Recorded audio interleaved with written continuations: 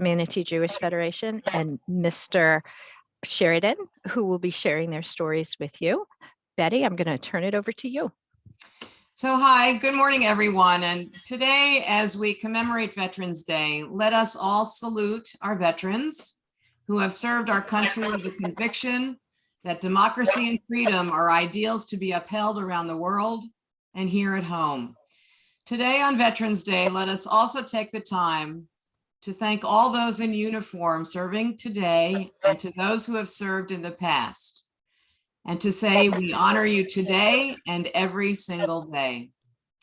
The last line of the Star-Spangled Banner is the land of the free and the home of the brave, but it is often said that America is truly the home of the free because of the brave.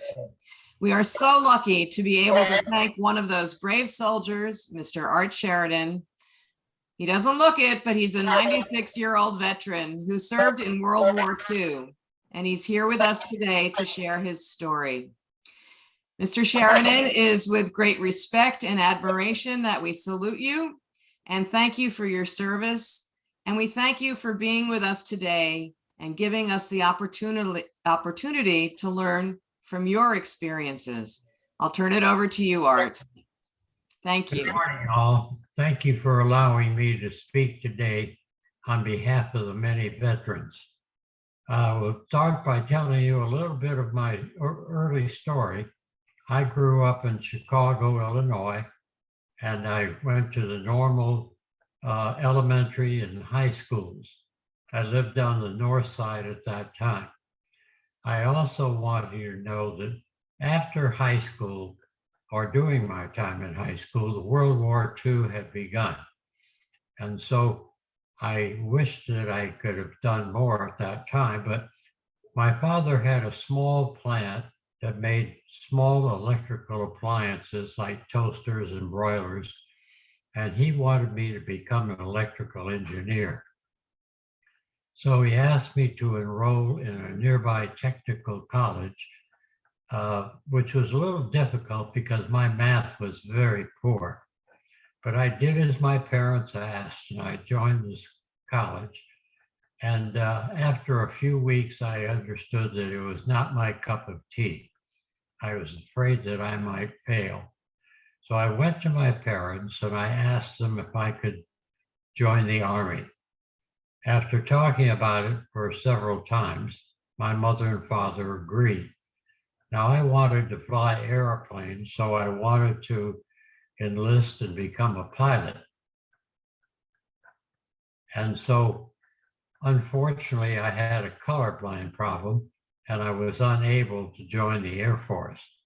So I was then put in the infantry, where I went through basic training at Fort Benning, Georgia. Somewhere during that time, after I'd gotten all my shots and knew the manual of arms, I took some kind of test, and apparently I scored very well, because I, along with other soldiers, were sent to Indiana University to a program the government had, was student training program. Now, soldiers, as we got off the train in Bloomington, Indiana at the university, we were met by a group of nice ladies in white uniforms like you'd find in a restaurant. And as we got down, we immediately asked the first woman, how much KP do we have? Now, KP is kitchen police, where you peel potatoes, clean sinks, and the waste traps and things like that. And the woman said, well, you don't have any of that. All you have to do is go to school. So the next question the average soldier asked was, how much guard duty do you get? Because normally you get assigned to some time of guard duty when you're on a military base. And the woman again looked at us and said, no, you have no guard duty. All you have to do is go to school. So then they marched us off to the girls' dormitory. But unfortunately, they took all the girls out.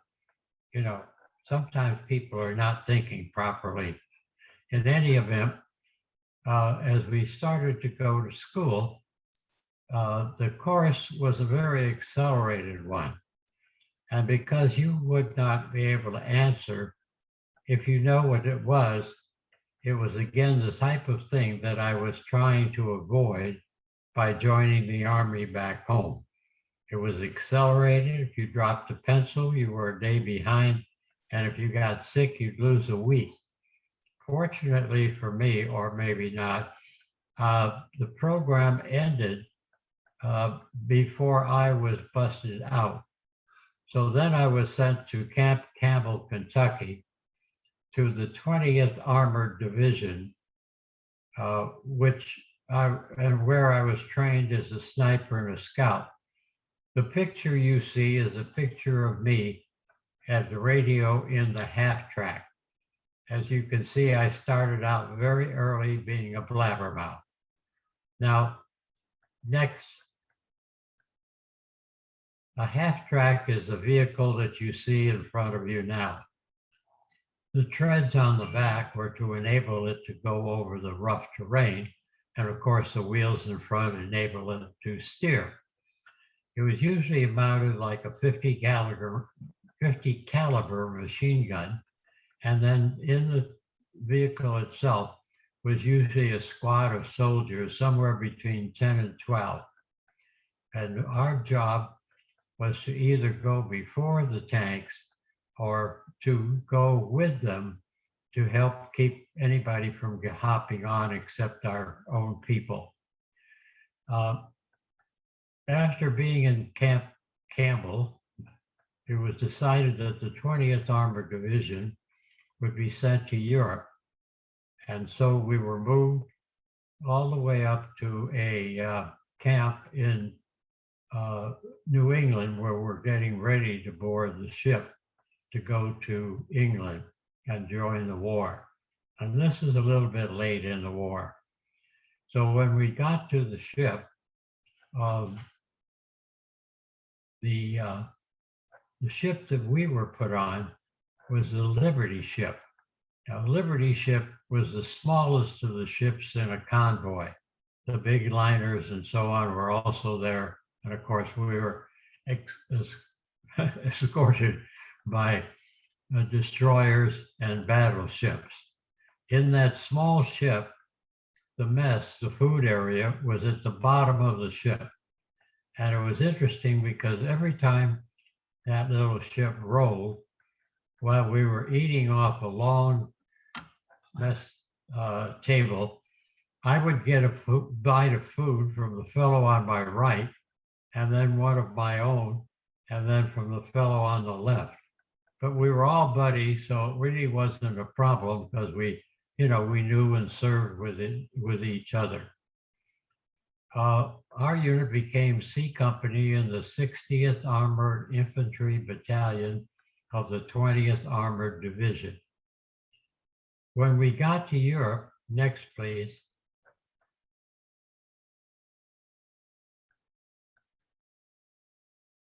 We landed at Le Havre. You see on the map a line that generally describes our action in Europe.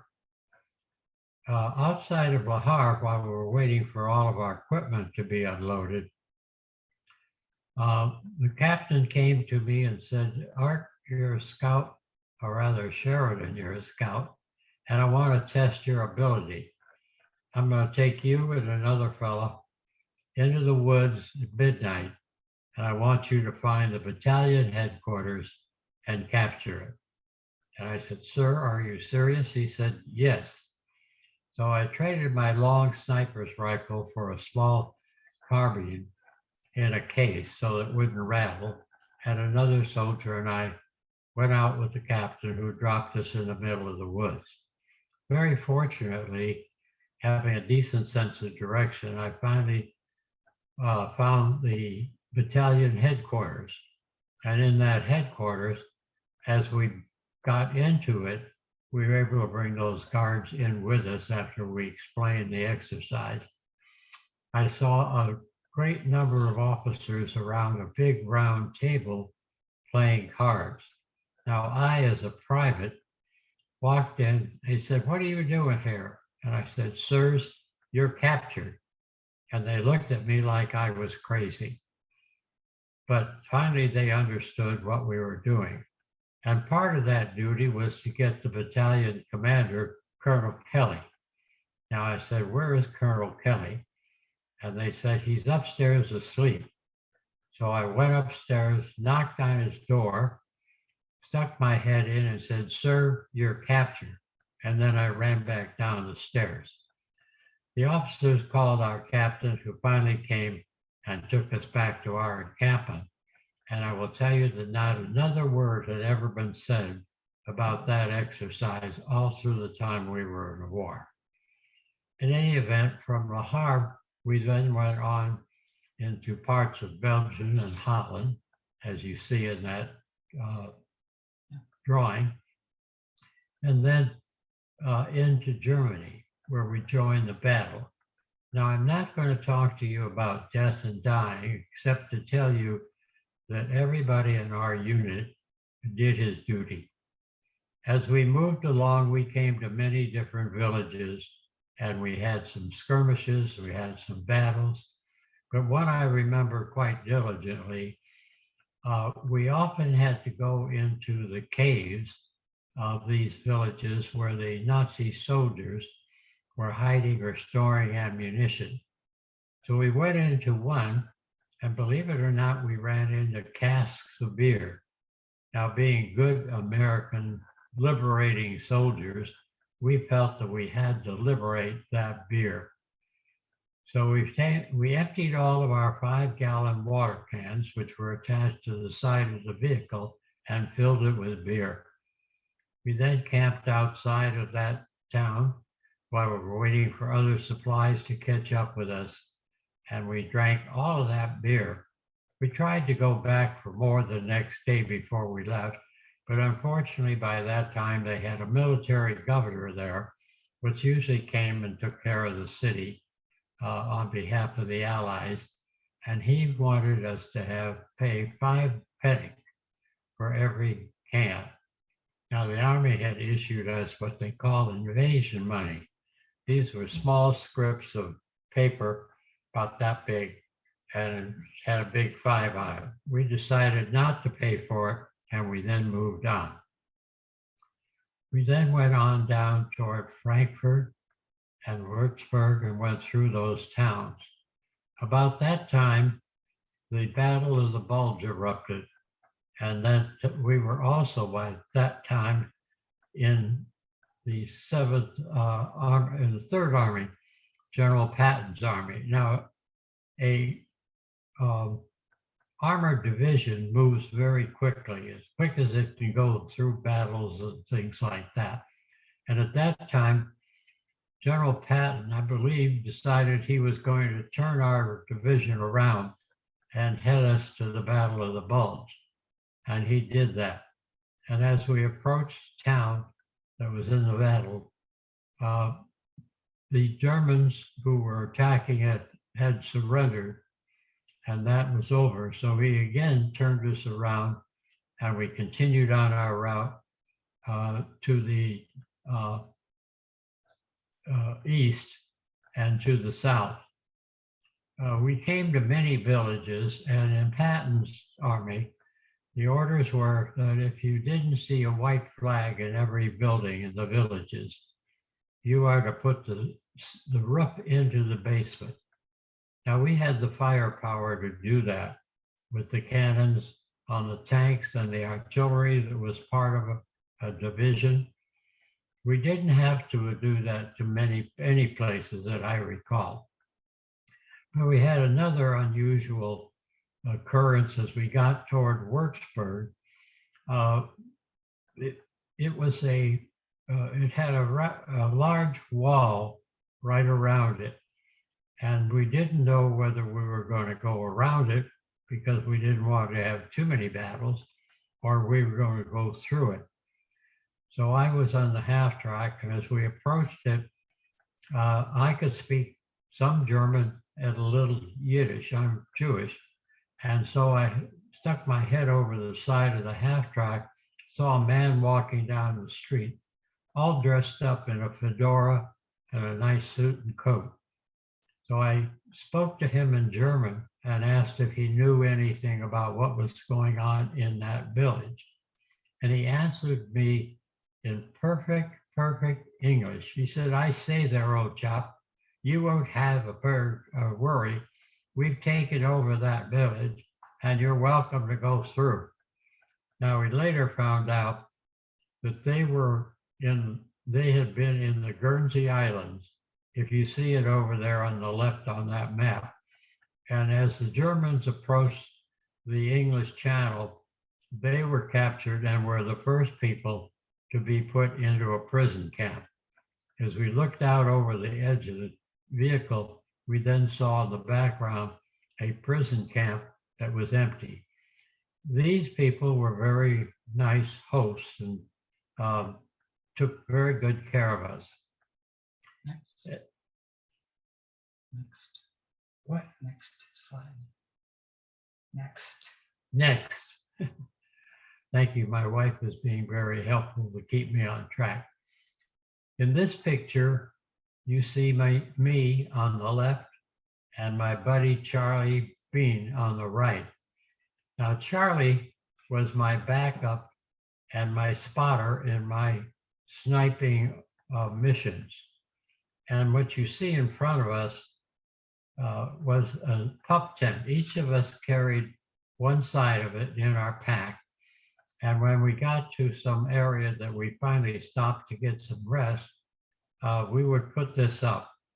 Now, I learned very quickly that when we ever put that up on a slight incline, to have Charlie sleep on the bottom, because if Charlie ever rolled over, he would crush me. Charlie also came from Chicago, and we got to be close friends aside from comrades in battle. It was interesting that we were then tasked to go south to Munich. We'd already crossed the Rhine River on pontoon bridges, which was in and of itself a kind of an interesting thing when you put a heavy vehicle on a couple of wooden slats across the river. In any event, as we moved south, we came across railroad tracks. Our mission was to get to Munich to reinforce the 45th and 42nd infantry battalions in capturing Munich. We came across along a rail track that followed the road, a 39 boxcars just standing there along the rail. They aren't moving. And it had a terrible odor. And we dismounted to inspect it. And we found that it contained all dead bodies of people that had come from concentration camps and other areas, because the Russians were moving toward the area we were in. And the Germans, the Nazis, did not want them to see all these people that they have killed. I want to tell you that we knew nothing about concentration camps. We'd never been told about what it was, what happened, or anything like that. And so we were quite shocked, but then we had to move on, and we got to the village of Dachau. Again, we knew nothing about what was there, and on the outskirts, there was a prison camp, and that was the concentration camp at Dachau. Now, Dachau was the first concentration camp the Nazis had built. And it was built in 1933.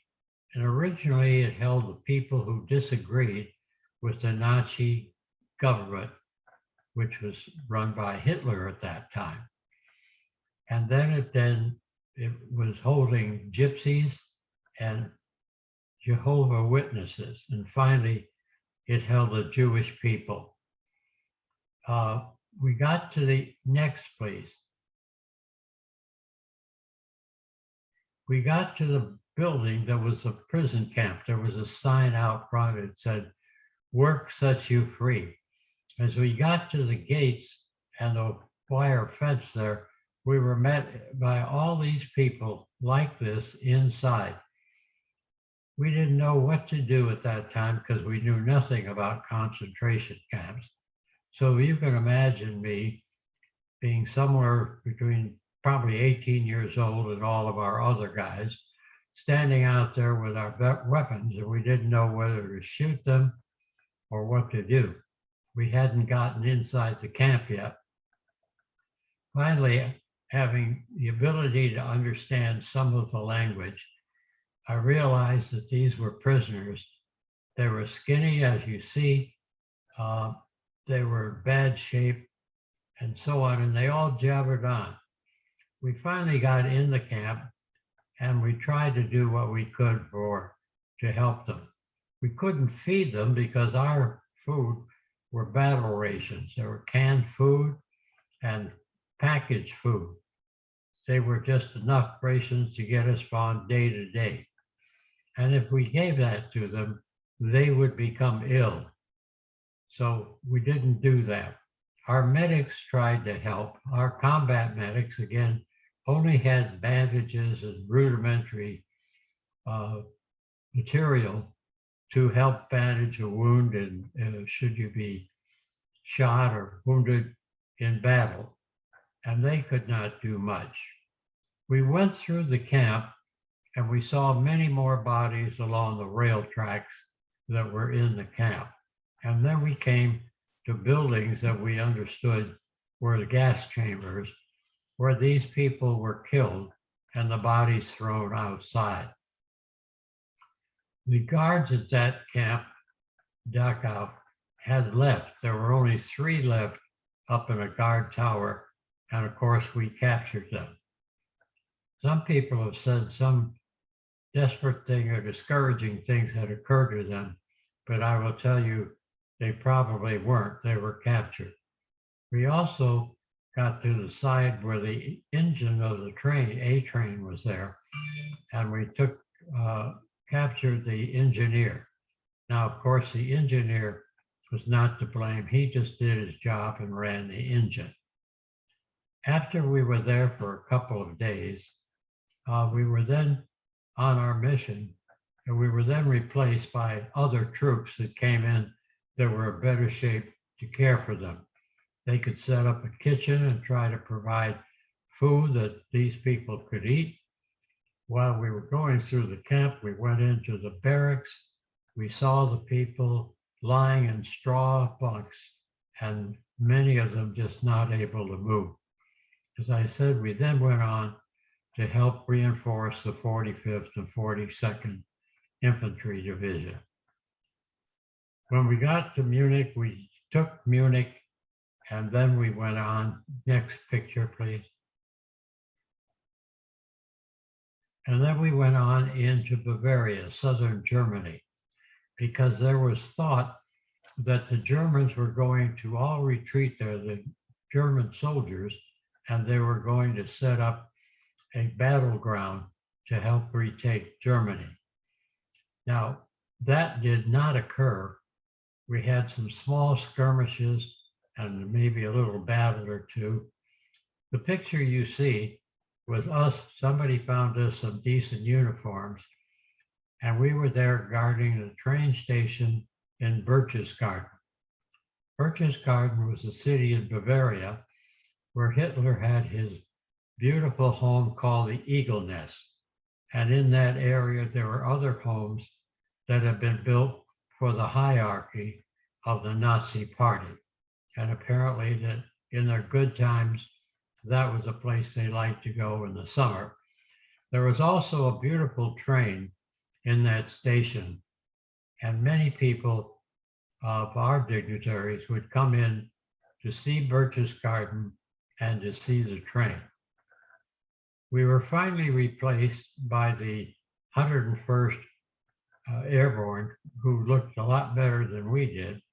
And then we went on further down into Bavaria. We went all the way down. We had a few skirmishes. They set up a thing called the Volkssturm. Volkssturm was the People's Army, and it was made up of old men and young children, young boys. they set up along this autostrada, the big highway like our interstate, and they would set up a barricade. They'd fire a few shots, and but we didn't want to hurt them particularly, so we would fire off a few shots over their heads, and then they surrendered. Now, it was kind of interesting on the autostrada. The Germans believing that with our vehicles, we would go down the right side of that autostrada like you would here in the States. And so they blew up all the bridges on that side. But we just went down the other side and kept going further south. We ended up, after visiting Hitler's home, the Eagle Nest, which was in terrible shape. It had already been bombed. We wound up on the outskirts of Austria, the city of Salzburg. There we camped and awaited further instructions. We were then told to take all of our ammunition, dig big holes and blow it up, since they didn't want to carry it back to the United States. Our vehicles were all lined up there in perfect order, so they could ultimately be shipped back and given back to us when we got to the States. So then we were moved, next picture please, to a train station where we boarded boxcars, 40 and 8s. 40 men or 8 horses, that's what they were. Similar to the boxcars that were used to transport prisoners. If you look at the right top, that fellow with a little bit of hair, which apparently I lost since, is me. And right at the foot of that train was my buddy Charlie.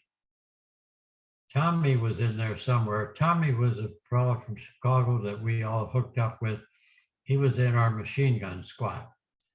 So as we boarded the train, this was what they were going to use to take us back to Le Havre, where we would wait and board ships to go back to the United States. So as the train went through Germany and France to get to Le Havre, occasionally it would stop at another rail station where they had set up kitchens, because we had no food except rations on the train, and we had no toilets, only buckets. So, excuse me 1 second while I take a sip of water.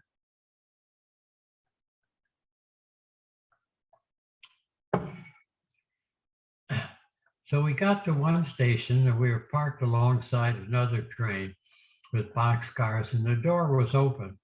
And as we looked inside that train, we saw cases of canned pineapple and canned tomatoes. Now, we also had not had any of that kind of food.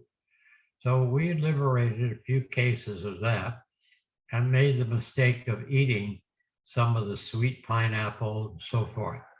And because we weren't used to it, I wound up with a serious case of stomach problem.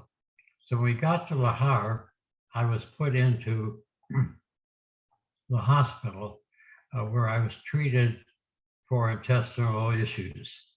And then we were waiting there, not everybody in the hospital, but camped there, waiting for the ship to be prepared so we could board the ship to get back to the United States.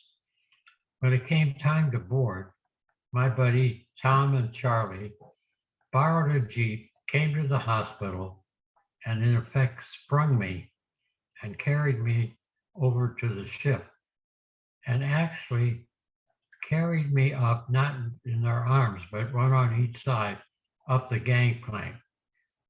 Now, it was very important to stay with your unit. Every soldier wants to be with his unit and his buddies.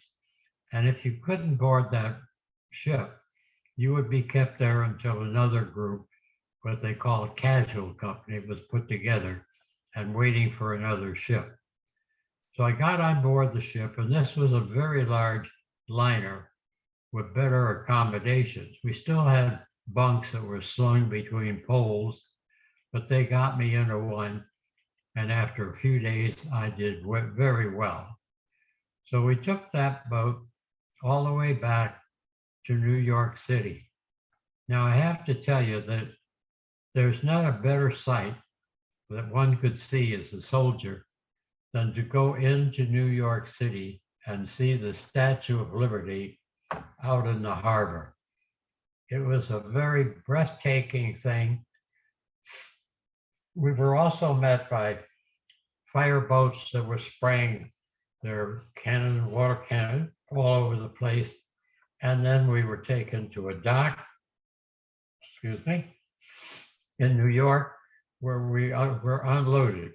We then boarded a small barge-like thing, and we were taken across the Hudson River into New Jersey, into what was then called Camp Dix. At Camp Dix, we were fed steak and French fries, and the servers were German prisoners that had been brought over after many had been captured overseas and put to work, both in things like the camp kitchen, doing the KP, and also in farms further in the United States. After we had a day's rest, we were then loaded on another troop train, which was used to take us all the way to California to Camp Cook. Now at Camp Cook, we were there to train to invade Japan. The war was over in Europe, but there was still fighting in Japan. And so we were training to invade Japan. Now, we understood that that would be a very difficult task. And so we knew that we would probably have casualties of something like 50%, but that was not our decision to make.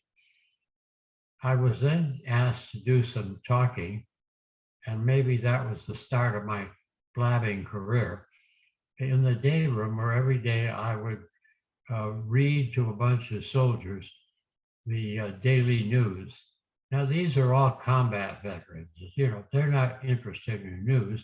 They're just interested in the food, when they could go on leave if they could, and what else they had to rest.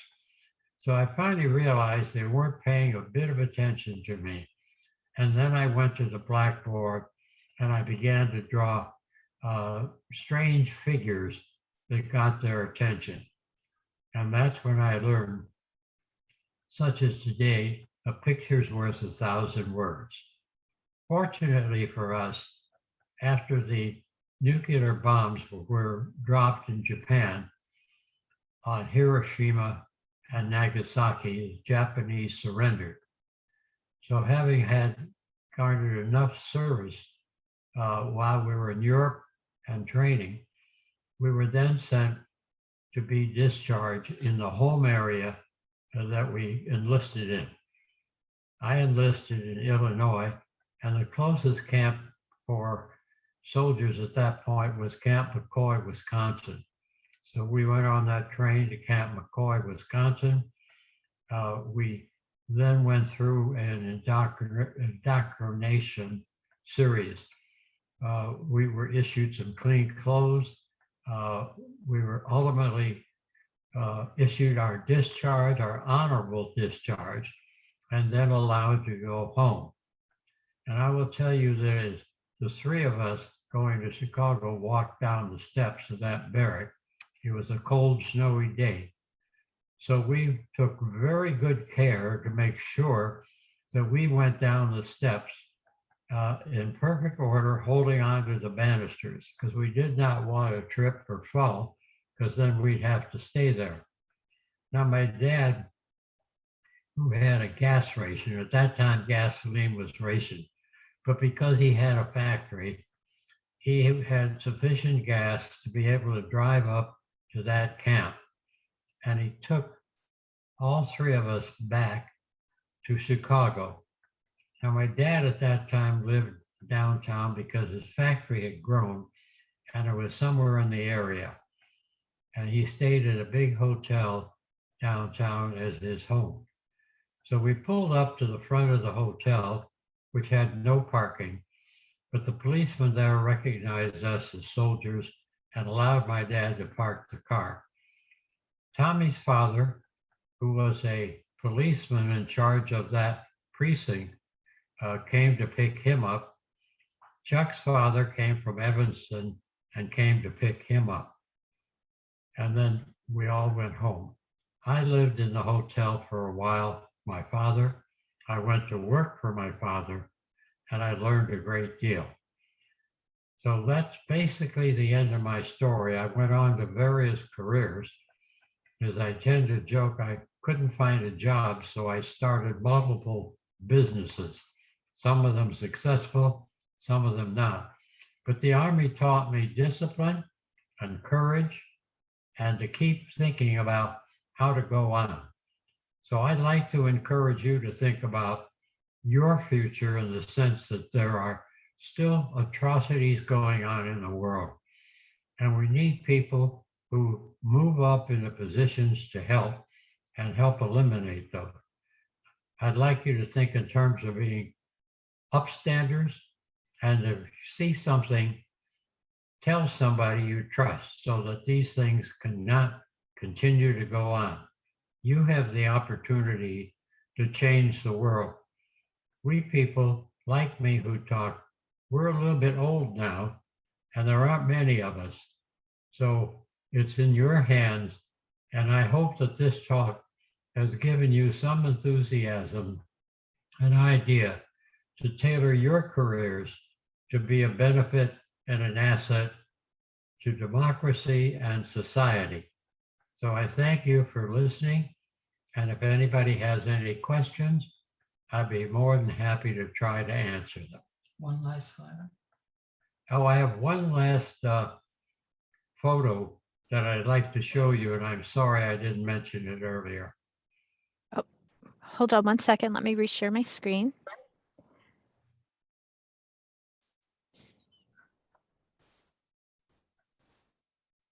There you go. This is a plaque that has been put on the wall of Dachau in later years, not by us. And I'd like to read you what it says. In honor of the 20th Armored Division, they called us Liberators, the U.S. 7th Army, who participated in the liberation of Dachau Concentration Camp on April 19, 1945, and in everlasting memory of the victims of Nazi barbarism.